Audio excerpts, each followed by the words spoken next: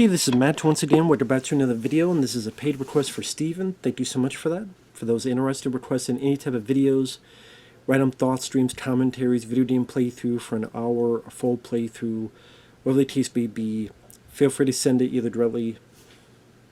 Links are down below in the info box. We'll get to it as soon as I possibly can, and for those who sent them, thank you. I really do appreciate your patience and your generosity, so thank you. But this is for Nerve from 2016, which is a film that I have seen before and I liked. So it was nice to revisit this, and I still liked it to this day. I liked it back then. I was surprised this actually went into theaters and did a decent amount of money. It wasn't a blockbuster or anything, but it definitely made a profit.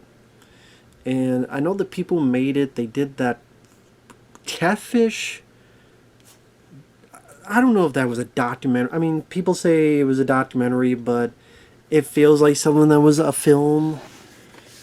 I mean, I know it's meant to be a documentary, something that really happened, but I know there's been some talk back and forth of was it really or not. I think they would go on to do some of the later Paranormal Activity films. But I would say, as far as I could figure, this the film I like the most that they've done. And that's mainly due to the leads. Emma Roberts, which I've been critical of her in certain movies. I do think she did a good job in this, to be fair. I think it was the way she was written, the way she was directed. I think they utilized Emma Roberts well. Dave Franco, I liked him. I've liked him in 21 Jump Street and other films that he was in.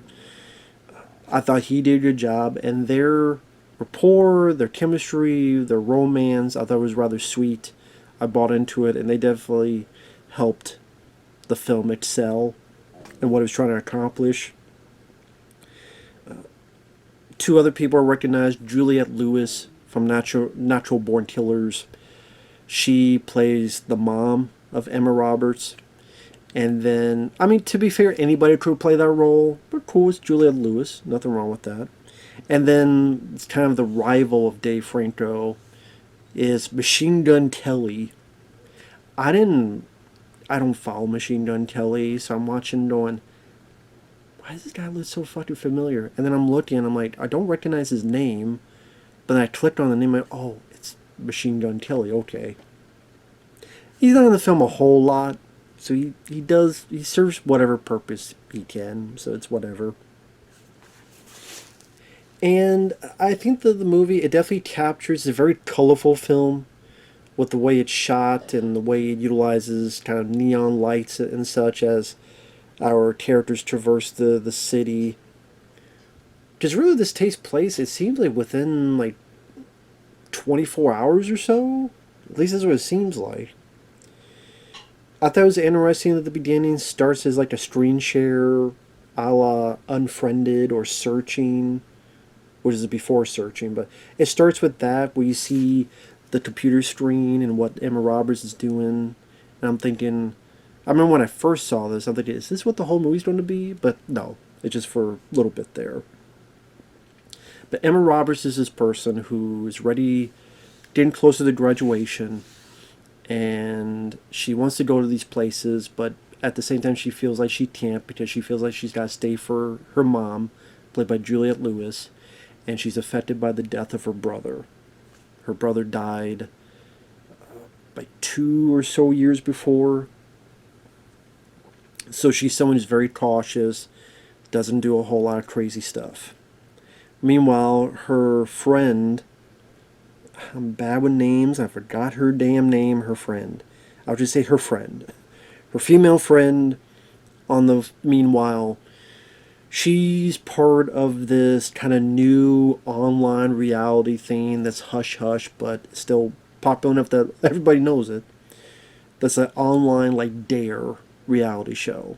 Like an app where you're supposed to record yourself doing these dares, and each dare you complete, you get money. But if you say no to a dare or you fail it, you're out. You're gone. And snitches get stitches. And there's definitely been some films where it's kind of that thing where you do. I forget the name of the damn movie. I had it at the top of my head and the tip of my tongue where it was another film where it was similar to this, only much more violent and much more darker. Where is it 13 Sins? I want to say it was 13 Sins. Yeah, 13 Sins. Yeah.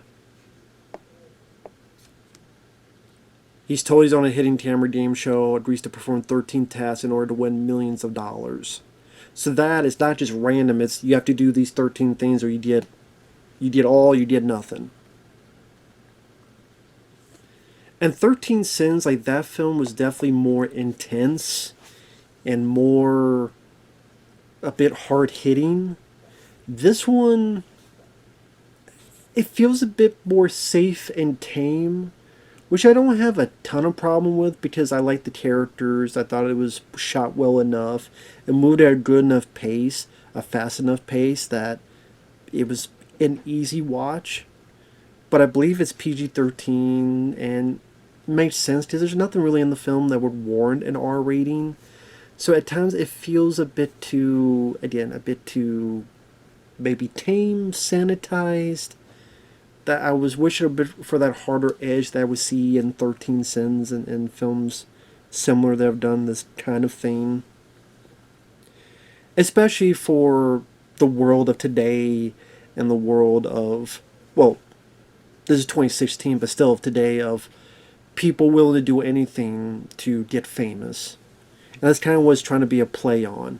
That people are just willing to do anything to get popular, to get hits, to get likes, to get clicks, to get watchers, so they're willing to do stuff of that nature. I kind of wish they've delved further into people doing more embarrassing things that's detrimental to themselves, but they're so adamant to be famous. And they do a little bit later on where it's more dangerous stuff.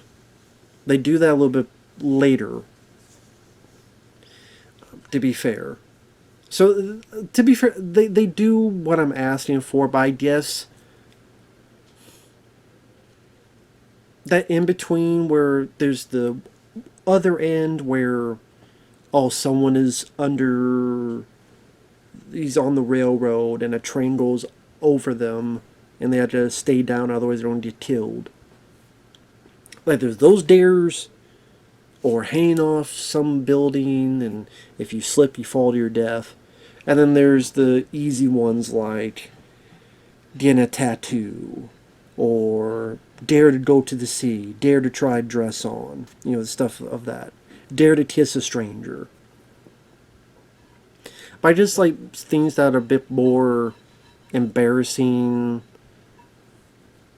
That, I mean, you see like hey, give a blowjob or film a sex scene or something like that like pushes a little bit more other envelopes to make it a little bit more darker, seedier, which sadly is the way of the world today of the internet, where people would be more than willing to do that kind of stuff.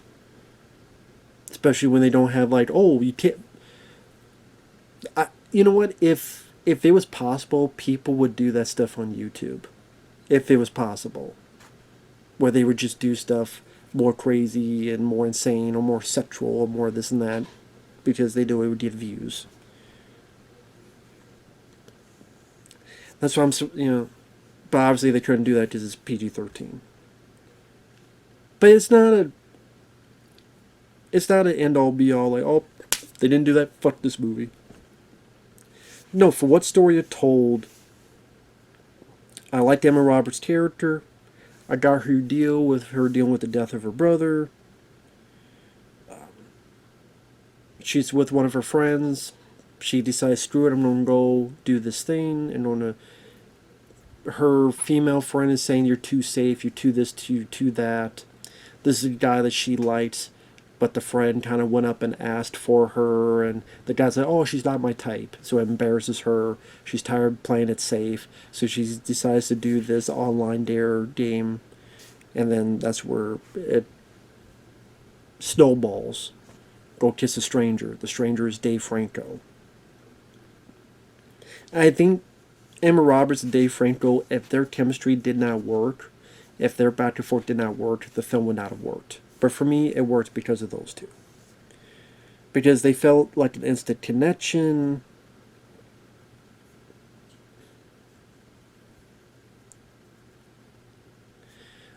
When Dave Franco is there to sing in the diner, it's cute. You anything you want, you got it. Everything you need, you got it. It seemed like it's sweet and charming, and like you just see why the two bond. You see why the two fall for each other, and the film at least takes the time to they go into the city, then they do this dare of trying out this dress or whatever. Then their clothes are taken. Then they have to find a way that they're not going to steal the clothes, but we'll just get out of there, and so they're in their underwear and stuff, and they get out, and it's exhilarating, and it's exciting, and they get one gets a tattoo, and they share a little bit about themselves to each other. So you just see why the bond happens. And they even do this crazier dare where he's got to drive blindfolded, 60 miles per hour, and then she's guiding him. I thought it was well directed with the motorcycle and the close calls it was getting. And like I said, it moves at a pace where the way the city is, and when they're in certain places, like the way it's lit, it's not as neon as maybe the poster suggests, but there's a little bit of that here or there.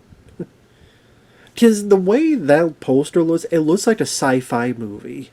With the way that maybe it's just me, but again, when you look at that poster, it seems like it's going to be a sci-fi film, and it's not.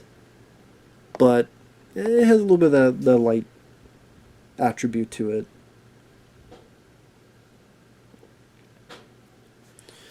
And the music fits the film. I especially like the bit where after they do the dare on the motorcycle, they slide and then they kiss. And like the music there is very sweet and very fitting for the film. This is around the time we're introduced to Machine Gun Kelly, who's an opponent. And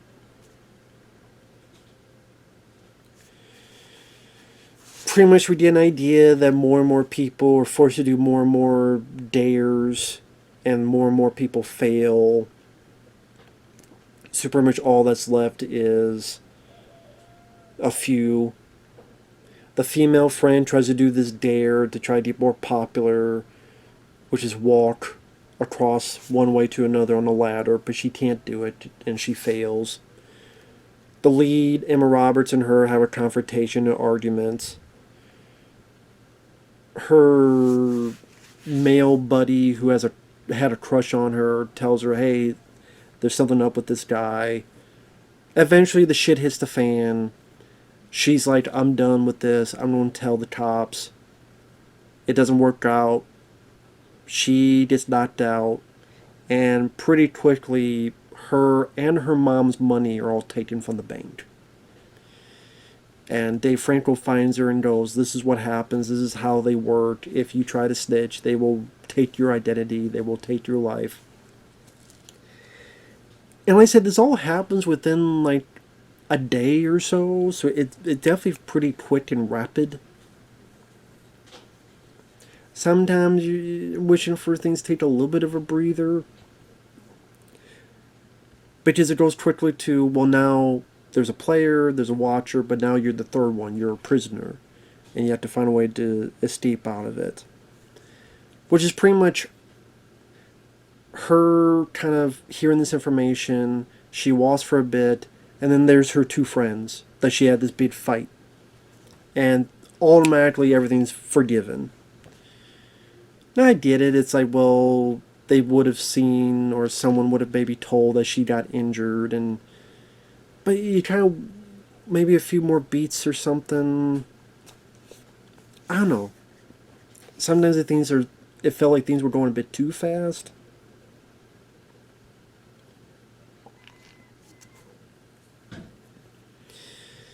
Eventually, one thing leads to another. Dave Franco tells about this thing that happened when he was in Seattle where someone died and they tried to tell and his identity was gone too. Thankfully, the lead girl's buddy knows these hackers in this hacker organization. So how convenient is that? So they're going to go in and try to hack, and the lead girl tells, well, do you guys know how to hack into this? So you did all the anonymous watchers, their names to be found. Which is a hell of a thing to do. It'd be pretty tough to fucking do that. And again, how convenient that she happens to know a friend who knows these hackers very, very well. And not intimate, but very well. Spoilers, long story short, the Emma Roberts and Machine Gun Kelly, they're the last two. The dare is he's supposed to shoot her. Well, she's supposed to shoot Dave Franco. She doesn't. So Machine Gun Kelly's supposed to shoot her. He shoots her. And then everybody gets the message of you're... Because it's a vote. Yes or no. Do I shoot her? Do I not? The people who cast their vote for yes, they get a message with their real name saying you're an accessory to murder. And immediately they shut off and they leave. It's interesting that the music they play during that is the music I always remember from the trailer to Battle Los Angeles. Do, do, do, do. Again, an interesting music choice. And you find out that she wasn't really shot. Her and Machine Gun Kelly worked it out. And granted, I think the ending is a bit too neat. Like, again, it just so happens they know there's people who hacked and able to get all the names out there, and everybody left, and thankfully she, without us knowing, talked to Machine Gun Kelly, and he agreed to it, and had this plan, and it worked out fine, and everything's fine and dandy, and I mean, granted, I'm not going to be upset with it, because I'm always a sucker for happy endings, and I prefer that. It just felt like things just seemed a bit too nice and sweet. That's just me. Things were a bit too convenient. And again, the fact that it's a little bit, too safe, PG-13, sanitized. It's not a film that I think is fantastic, but I do like it. It told a story in a short amount of time, well paced, two likable leads. I like the idea of this online dare, and the more you do, which I think some of us, believe it or not, would be a sucker for doing this kind of stuff. Especially with the idea of now again, for me it'd be like getting the money. For others it'd be the fame.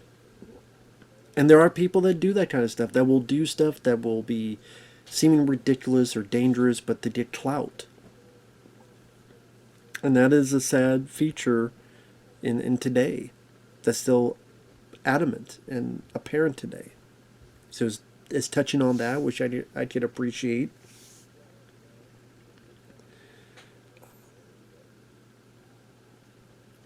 I thought the third act, things seemed a bit, I don't know if rushed is the right way I want to put it, or a bit too neat and tidy. There's something about it where a movie like 13 Sins felt a bit more hard-hitting. So that kind of makes me think of that a bit more. But at the same time, I like that this has a happier outcome than 13 Sins did. I'll put it that way. I kind of wish I had more of that. I don't know. Maybe like a blending of the two, if that makes sense. But I do like it. I still thought it was a pretty decent film. Pretty decent flick.